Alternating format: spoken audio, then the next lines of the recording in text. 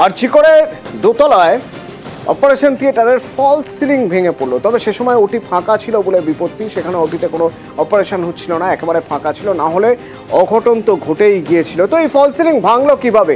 আমার সঙ্গে রয়েছেন অভিজিৎ, বলতে পারবেন অভিজিৎ, রক্ষণাবেক্ষণের অভাব, কোথায় সমস্যা, নাকি হঠাৎই নিছকই দুর্ঘটনা?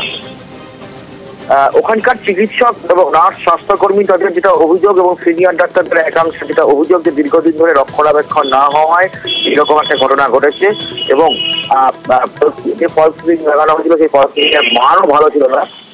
সব মিলিয়েই এরকম একটা ঘটনা ঘটেছে এবং এই যে সার্জারি ডিপার্টমেন্টের যে দোতলায় এই যে অপারেশন থিয়েটারটি, এই অপারেশন থিয়েটারটিতে ল্যাপ্রোস্কোপি করা হতো।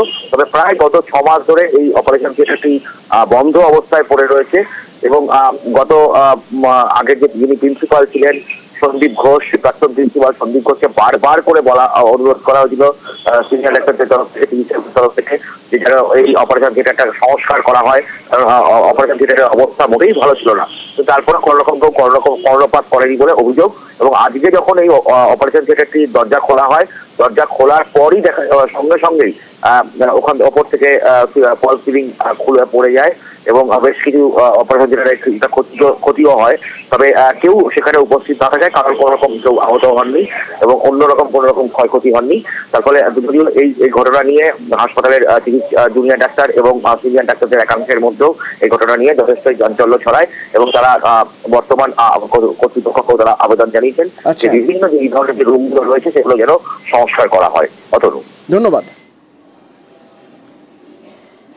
আমাদের যে মেন ওটি কমপ্লেক্স আছে, সেই ওটি কমপ্লেক্সের ভিতরে একটা ল্যাপ্রোস্কোপি ওটি হয়। সেই ল্যাপ্রোস্কোপি ওটির যে ওটি আছে, সেই ওটিটার যে সিলিংটা ছিল, সেই সিলিংটা নিচে ভেঙে পড়ে।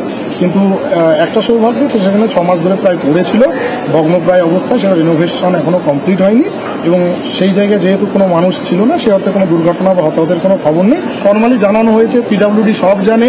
অথরিটির কাছে এবার রিকোয়েস্ট করবো যাতে এটা খুব তাড়াতাড়ি মেরামতি করে এটাকে চালু করা হয়।